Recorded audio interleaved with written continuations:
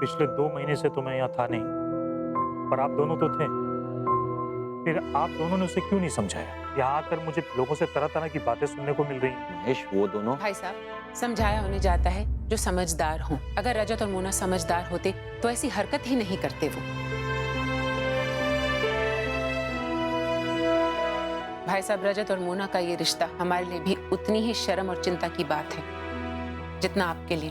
तो फिर आपने अपने बेटे को रोका क्यों नहीं? समझाया क्यों नहीं उसे? क्योंकि दोनों बालिग हैं, अडल्ट्स हैं, और अगर इसमें रजत की गलती है तो मोना की भी उतनी ही रिस्पॉन्सिबिलिटी बनती है। आप सोचिए ना भाई साहब, अभी उसकी शादी टूटी है, डिवोर्स तक नहीं हुआ, फिर क्यों उसने रजत को अपने घर में रहने दिया? तो आप ये कहना चाहती हैं कि गलती सिर्फ मेरी बेटी की है? बिल्कुल नहीं, दोनों की गलती बराबर है। लेकिन आप और हम अच्छी तरह जानते हैं कि हमारे समाज में ऐसी गलतियों का खामियाजा लड़कियों को ज्यादा भरना पड़ता है। गलत है, हम नहीं मानते, लेकिन यही सच्चाई है। और रजत हमारे साथ हमारे घर में नहीं रहता, फिर वो इस घर के बाहर क्या करता है उससे हमें कोई सरोकार नहीं। मैं तो ये सोच रहा था कि अगर वो दोनों बच्चे इस रिश्ते से खुश हैं, तो हमें उनसे बातें करके। वैसे भी भाई साहब, हमसे इस बारे में डिस्कस करने से कोई फायदा नहीं। बेहतर होगा आप अपनी बेटी मोना से ही बात करें, क्योंकि आजकल हमारे बेटे की जिंदगी का हर फैसला आपकी बेटी मोना ही लेती है। देखिए, मुझसे जितना बन पड़ा मैंने किया, जितना समझा सकता था दोनों को समझाया, लेकिन रजत अब मेरे घर में नहीं रहेगा। जहां तक बात रही दोनों के रिश्तों की, तो हमें इस बारे में जल्दबाजी में कोई स्टेप नहीं लेना चाहिए। एक बार मोना का डिवोर्स हो जाए तो फिर। अगर आप हमसे पूछ रहे हैं भाई साहब, तो ना ही हमें मोना के डाइवोर्स में कोई दिलचस्पी है और ना ही इस रिश्ते में। बाकी उन दोनों की मर्जी।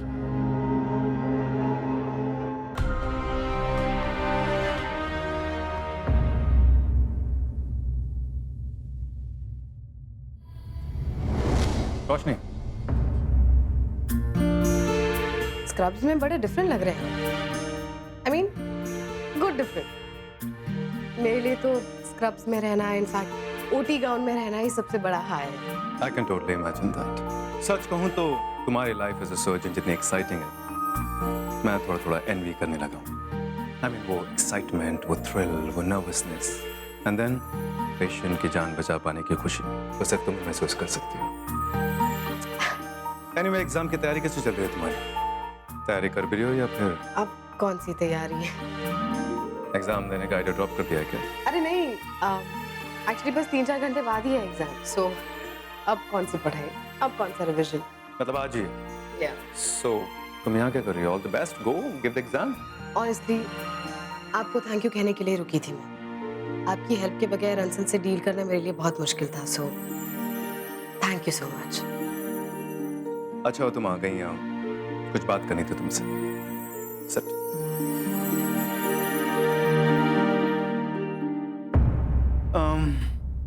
आज एक बोर्ड मीटिंग थी जो मैंने पोस्टपोन कर दी।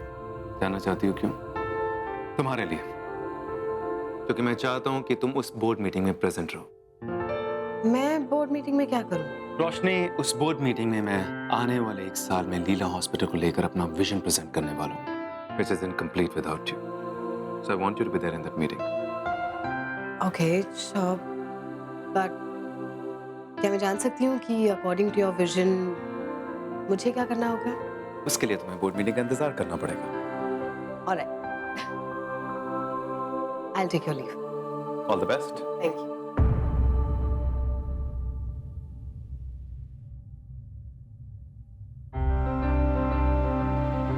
मोना, मोना, मोना,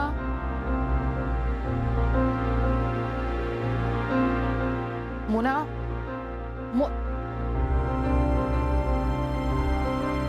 इसे क्या हो गया? मैं भाई से झगड़ा किया होगा। भाई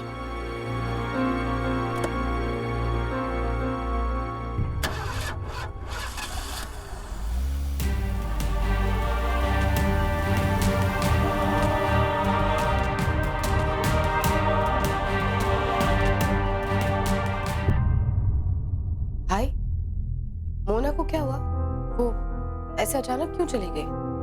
झगड़ा हुआ क्या तुम दोनों का? मोना रो रही थी, क्या हो गया? Is everything okay?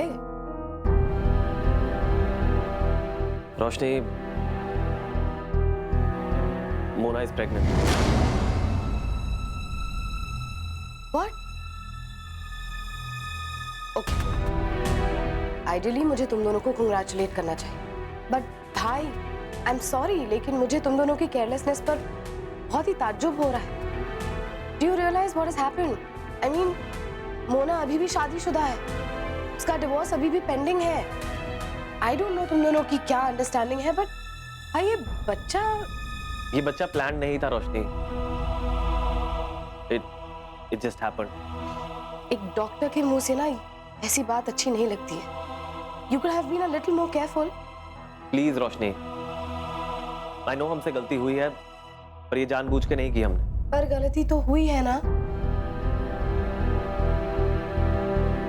अब क्या सलूशन है? वही तो समझ नहीं आ रहा। ऊपर से मोना के साथ भी झगड़ा हो गया इस बात पे। वो कुछ सुनने को तैयार ही नहीं है। सलूशन निकालने के लिए एक दूसरे की बात तो सुननी जरूरी है। एक दूसरे को दोष देके तो कुछ नहीं होगा। देखो भाई, मैं नहीं जानती कि तुम्हारी और मोना की क्या बात हुई है या तुम दोनों के बीच में क्या झगड़ा हुआ है, और ना ही मैं पढ़ूंगी इन सब के बीच। मैं बस तुमसे इतना कहना चाहती हूँ कि एक बार प्लीज खुद को उसकी जगह पर रखकर देखो, सोचो क्या बीत रही होगी उस पर। ऑलरेडी इतनी प्रॉब्लम्स है उसकी लाइफ में, ऊपर से ये, and on top of that तुमने उससे झगड़ा कर लिया। You're right, रोशनी, मैंने गुस्से में कुछ ज्यादा ही बोल दिया उसे। आई नो इस वक्त उसे मेरी सपोर्ट की, मेरी अंडरस्टैंडिंग की जरूरत है, और मैंने उसे पता नहीं क्या क्या कह दिया। Exactly. I think you should go and talk to her. I can imagine कितना इमोशनली अनस्टेबल फील कर रही होगी।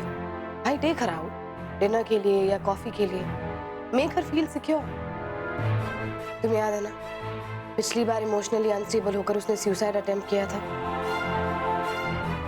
आई will talk to her, but वो जब इस सोल्यूशन का जवाब मांगेगी तो क्या कहूंगा मैं उसे? मुझे तो कुछ समझ नहीं आ रहा। भाई इसका एक ही सोल्यूशन है, शादी। तुम मॉम को जानती हो ना, शी डजंट लाइक हर। क्या तुम दोनों इस रिलेशनशिप को लेकर सीरियस हो? Of course Roshni, time pass थोड़ी ना कर रहे हैं हम। बस तो फिर मैं बात करूंगी मॉम से, आई विल कन्विंस हर। फिलहाल तुम प्लीज जाकर मोना से बात करो, शी नीड्स यू भाई, गो। थैंक्स बिल्ली, तुझसे बात करके आई एम फीलिंग बेटर। जाओ जल्दी जाओ, please please go and talk to mom, और प्लीज प्यार से बात करना। हाँ बोलो, कुछ पता चला? किस बात का? बॉस का पत्ता कट गया। तुम्हारा पत्ता तो नहीं कटा ना? फिलहाल तो नहीं। वो रोशनी आई थी, धमका के गई है मुझे लगता है कि हम लोग कुछ दिन शांत बैठना चाहिए। बात तो सही है तुम्हारी। ये समीर भी हाथ धो के पीछे पड़ गया है मेरे। मैं क्या करता हूँ, कब करता हूँ, सब खबर रहती है उसे। अच्छा एक काम करो, तुम कुछ दिन मुझसे दूर ही रहना, और अगर बात करनी है तो सिर्फ फ़ोन पे करना। हाँ, इसलिए तो लीला हॉस्पिटल में होकर फ़ोन पे ही बात कर रहा हूँ आपसे। अब जाओगे तुम ऊपर? हाँ, मुझे भी कुछ ऐसा ही लग रहा है, कुछ ज़्यादा ही ऊपर ना पहुँच जाऊँ मैं, और अंसल के बाद हमारा नंबर ना लग जाए। हमारा नंबर आना होता तो अंचल से पहले आ जाता। चिंता मत करो, समझ लो बला टल गई। पर अब करना क्या है? मुझे तो लगता है कि जिंदगी जीने की वजह ही चली गई है। खेल तो हमें अभी भी वही खेलना है, बस सिर्फ पैतरे बदलने हैं। खेल हम पहले भी अपने लिए खेल रहे थे और अब भी अपने लिए खेलेंगे। अंसल तो सिर्फ रेफरी था।